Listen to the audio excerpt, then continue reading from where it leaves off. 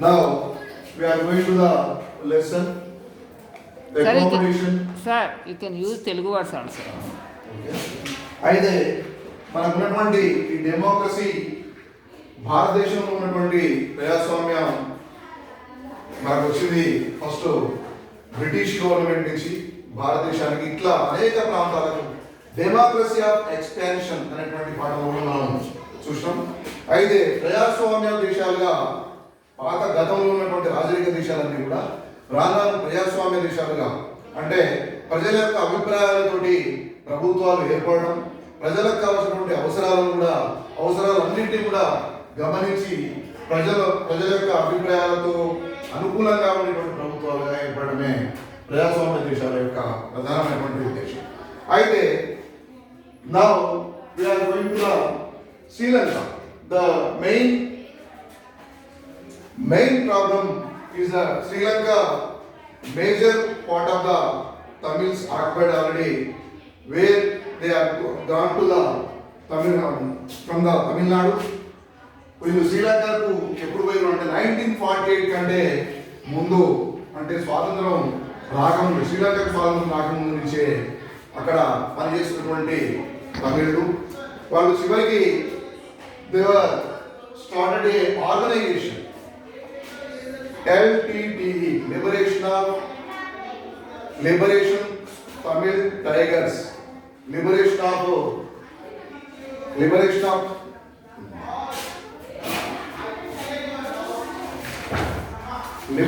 Tigers of Tamil Eelam, Liberation Tigers of Tamil Eelam అనేటువంటి ఒక సంస్థను ఏర్పాటు చేసుకొని వాళ్ళు ఉన్నటువంటి ప్రధానమైనటువంటి ప్రాంతాలను మాకే కావాలి, మేమే పరిపాలిస్తాం. అక్కడ రెండు జాతులు ఉంటాయి, ఒకరు తమిళ ఉంటారు, ఇండియన్ తమిళస్ అంటాం.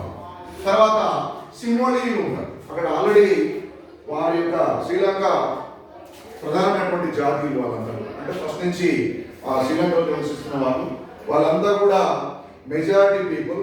తమిళులు అంతా కూడా కేవలం బ్రిటిష్ వారు వీళ్ళని తీసుకొని తేయాకు తోటల్లో పనిచేయడం కోసం వాళ్ళను అక్కడ ఇక్కడ నుండి సరఫరా చేయడం జరిగింది.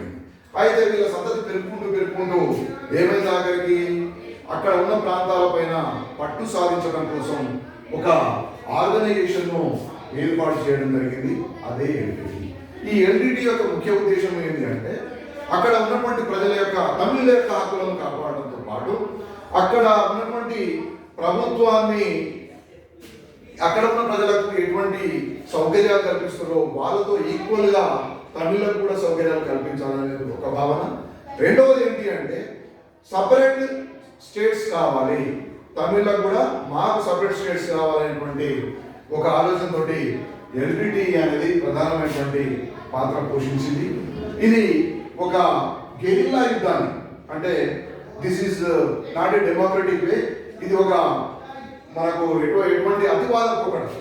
నక్సలిజం, మన తెలంగాణలో నక్సలిజం ఎట్లా ఉందో, టెర్రరిజం ఎట్లా ఉందో, దేశంలో టెర్రరిజం ఎట్లా ఉందో అదే విధమైనటువంటి ఒక అతివాద పోవడం వల్ల ప్రభుత్వం ఎప్పటికప్పుడు ఈ ఎల్టీటీని అణచివేయడం జరిగింది. ఆ విధంగా ఎల్టీటీ అనేది ఇప్పటి వరకు కూడా ఎటువంటి ఫలితాలను సాధించలేకపోయింది. ఎల్టీటీ అనేది ఎటువంటి ఫలితాన్ని సాధించలేకపోయింది. ఎందుకు అంటే ఇది డెమోక్రటిక్ వేలో పోలేదు, ప్రజాస్వామ్య పద్ధతిలో అక్కడ ఎటువంటి ఉద్యమాలను కూడా కొనసాగించలేకపోయింది. దీని యొక్క చీఫ్ ప్రభాకరన్, ఆ ప్రభాకరన్ కూడా హతమైంది. ప్రస్తుతానికి ఎల్టీటీ అనేది కనుమరుగైపోయింది. అయినప్పటికీ కూడా అక్కడ ఇప్పటికీ అనేక సంఘటనలు జరుగుతూ ఉన్నాయి. ఎందుకంటే వేర్పాటు సంఘటనలు ఆల్రెడీ ఇప్పుడే మనం బెల్జియం గురించి చెప్పుకున్నాం, లీబియా గురించి చెప్పుకున్నాం. భారతదేశంలో ఈశాన్య రాష్ట్రాల్లో కూడా టెర్రరిస్ట్ కార్యక్రమాలు అనేకం ఉన్నాయి. మన తెలంగాణలో కూడా గతంలో నక్సలిజం వ్యవస్థ ఉంది. ఇప్పటికీ కూడా అస్సాంలో ఆసు అనేటువంటి సంస్థ ఉంది, నాగాలాండ్లో ఉంది, అస్సాంలో బోడో ఉన్నది, మేఘాలయ, తూర్పు ఈశాన్య రాష్ట్రాలన్నీ కూడా ఇటువంటి టెర్రరిజం వల్ల అనేక రకాల ఇబ్బందులు గురవుతూ డెమోక్రసీలో అభివృద్ధి కార్యక్రమంలో పాలు పంచుకోలేకపోతుంది అనేది మనది ఈ రోజున్నటువంటి ప్రధానమైనటువంటి ఈ యొక్క పాఠ్యాంశం. దాంట్లో ముఖ్యంగా మన డెమోక్రసీలో ఎక్కువ పార్టీలు పార్టిసిపేట్ చేయడానికి, అల్పసంఖ్యాకుల యొక్క అభిప్రాయాలను గౌరవించడానికి కూడా అదొక ప్రధాన కారణం అయిపోయింది. మల్టీ పార్టీ సిస్టమ్ అనేది మన దేశంలో ఉన్నది. కొన్ని దేశాల్లో ఓన్లీ డ్యూయల్ పార్టీ సిస్టమ్ ఉంటుంది. అంటే ఒక పార్టీ గెలిస్తే ఒక ఎక్కువ అభిప్రాయం ఏ పార్టీకి ఉంటే వాళ్ళే డెమోక్రసీలో వాళ్ళు ఎన్నికైనట్టుగా ప్రకటిస్తారు. కానీ మన దేశంలో ఎట్లా ఉంటుందంటే కనీసం 10-15 పార్టీలు పోటీ చేస్తే దాంట్లో ఎవరికి ఎంత తక్కువ అంటే ఆ పోటీ చేసినటువంటి వాటిలో ఎవరికి ఎక్కువ ఓట్లు వస్తే వాళ్ళని మన యొక్క రిప్రజెంటేటివ్గా మనం ఎన్నుకోవడం జరుగుతుంది. ఇది ముఖ్యంగా డెమోక్రసీ అంటే ప్రజల కోసం మనకు అంతకున్నటువంటి రాజరిక వ్యవస్థపై మనల్ని మనమే పరిపాలించుకోవడం. ఈరోజు మనం రాజ్యాంగం యొక్క పీఠిక గురించి చెప్పుకున్నాం. రాజ్యాంగం యొక్క పీఠిక రాజ్యాంగం అంటే ఏంది? మనల్ని బ్రిటిష్ వాళ్ళు మనం బ్రిటిష్ వాళ్ళను పంపించిన తర్వాత వారి యొక్క చట్టాలను కొన్ని వాడుకుంటూ కొంతకాలం రాజ్యాంగాన్ని నడిపించారు. 1947 నుంచి 50 వరకు కూడా బ్రిటిష్ చట్టాలే అమలు ఉన్నాయి. కానీ అప్పుడు ఉన్నటువంటి మన యొక్క మేధావులు మన యొక్క రాజకీయ నాయకులు ఏం ఆలోచన చేసారు? మన దేశానికంటూ కూడా ఒక రాజ్యాంగం కావాలి. మనం బ్రిటిష్ వారి యొక్క చట్టాలను ఇప్పటికీ కూడా అమలు చేస్తున్నాం. బ్రిటిష్ వారి యొక్క ఆలోచనతో లేకపోతున్నాం. బ్రిటిష్ వాళ్ళు చెప్పారు కానీ వాళ్ళ యొక్క ఆలోచనలు వాళ్ళ యొక్క చట్టాలను మనం ఇప్పటికీ ఇంప్లిమెంట్ చేస్తున్నాం అనేటువంటి భావన కలిగి మన దేశంలో నివసిస్తున్నటువంటి ప్రజలు ఎట్లా ఉన్నారు, వాళ్ళకి అనుకూలంగా ఎట్లా చట్టాలు చేయాలి అనేటువంటి ఒక కమిటీ ఏర్పాటు చేయాలి.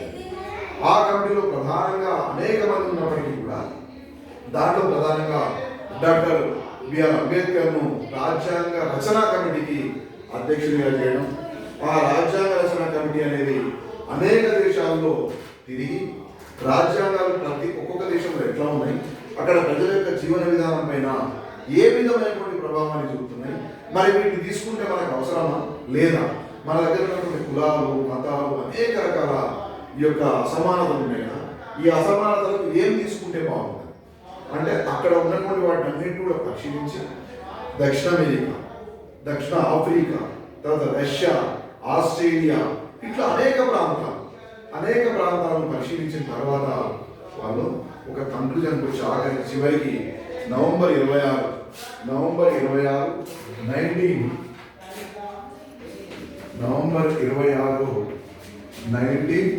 1949లో ఈ యొక్క రాజ్యాంగాన్ని మనమే సమర్పించుకున్నామని చెప్పి రాజ్యాంగం.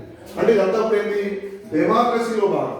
మొత్తం కూడా డెమోక్రసీకి సంబంధించినటువంటి అంశాలపైన మనం ఈ పాఠ్యాంశం నడుస్తుంది. కాబట్టి రాజ్యాంగము ప్రతి దేశానికి ఒక రాజ్యాంగం ఉంటే దాని ప్రకారమే డెమోక్రసీ అనేది నడుస్తూ ఉంటుంది.